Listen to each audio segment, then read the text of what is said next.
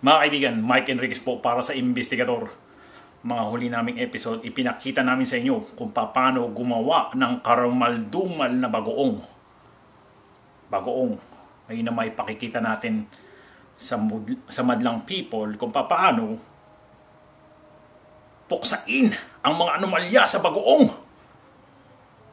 Paano maiwasan ng mikrobyo at mga uod. Unang-una, huwag kang kumain ng bagoong. Pangalawa ay lutuin mo na matindi. Yun po ang isang paraan para protektahan mo ang sarili mo sa mga mikrobyo na nasa bagoong. Halika at samahan nyo ko. Pakikita ko sa inyo kung paano magluto ng bagoong. Una po yung gawin ay maghiwa kayo ng kamatis, bawang at sibuyas. At mag-init kayo ng mantika sa kawali. Ayan po mga kaibigan, umiinit na po. Tignan po natin, ilagay na po natin ang bonggang-bonggang kamatis, bawang at sibuyas mga kaibigan. Oh, look at that people. Yeehaw! Yeehaw! Talaga po. Yun. Ngayon, pwede na natin ilagay ang bagoong. Ayan po mga kaibigan.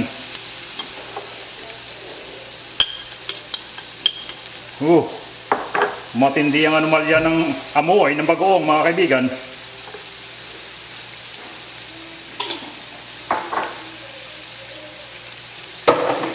Haluin ng konti mga kaibigan.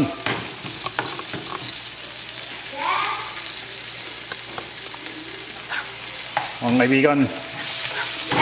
Hey, how you doing, buddy? Hey, I bought you some churros over there. I'm filming. I want to go back to school and I want to bike around there.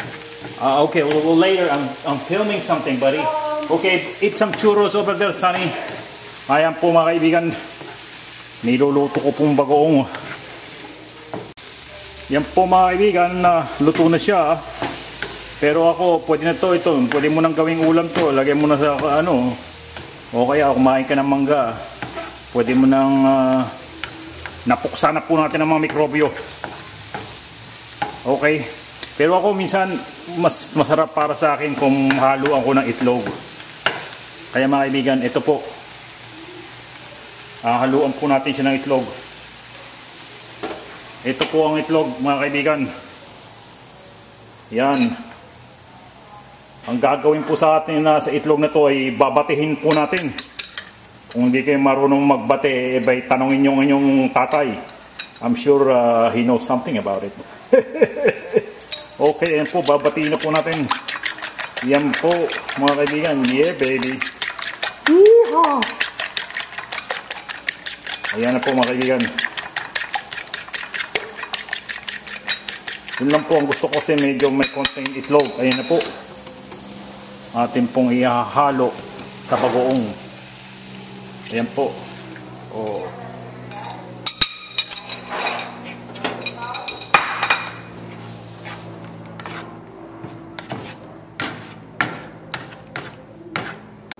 Okay mga kaibigan, yan po ang ating bagoong na niluto. Kinisa sa kamatis, sibuyas, bawang. Tapos nilagyan ko ng bagoong, ng itlog. Okay. Pwede nyo nang isaw-saw to sa mangga o kaya ulam na sa kanin. Pero dahil sa ako'y walang kanin, gagamit na lang ako ng tinapay mga kaibigan. Ayan po. Ayan po mga kaibigan, ilagay nyo lang po. Ang ganyan. Tinost ko po ng konti itong tinapay Ayan mga kaibigan. Lagyan nyo ng konting ganyan.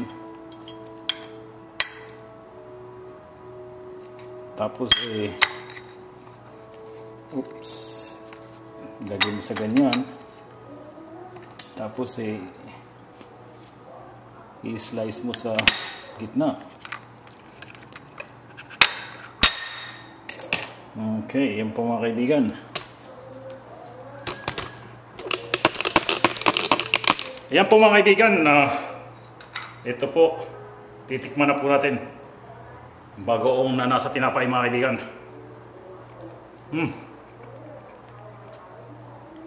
Masarap po mga kaibigan. At hindi mo na malasahan ng mikrobyo at mga uod.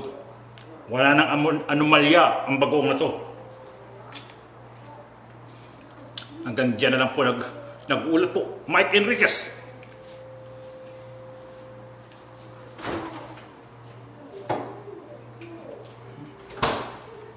Muntik na akong magbulunan doon. Kapag Red Horse nga.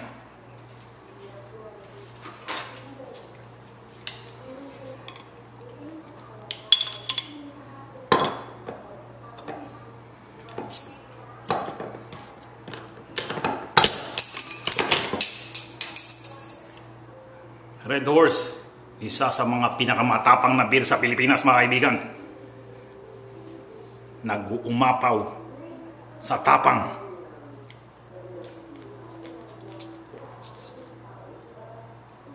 Wow! Kumikikig mga kaibigan. Kain ulit tayo ng bagoong nasa tinapay.